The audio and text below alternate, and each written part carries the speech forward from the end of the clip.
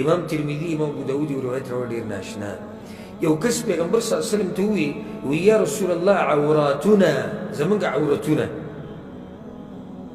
د چا مخکې ښکاره کولی شو د چا نه پیغمبر صلی الله علیه وسلم ورته احفظ عورتک د خپل عورت خیال ساتئ دا به نه ښکاره کوئ چاته الا من زوجتك سوى ستا کور والا او ما ملكت يمينك یا ویزه ایو کس پکې راپاسېد یا رسول الله الرجل يكون مع الرجل یو سړی د یو سړي په مخ کې بیا به یې نه ښکاره کړي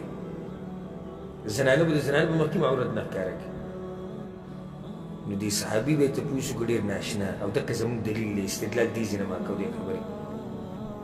وی ما ورته چې یا رسول الله والرجل يكون خالیا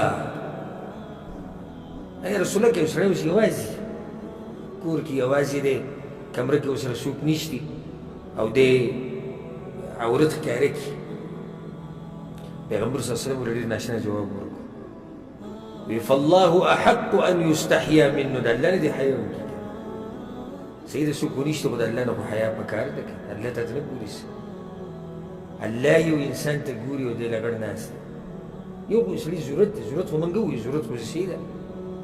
خو یو سړی دومره بې حیا دی بې ضرورته لګړ ګرځي نو الله ته نه ګوري د الله نه حیا نه ده پکار انسانان خو دې ته وایي رښتي د انسانانو غرب خو اشتي که نه د هغه نه حیا پکار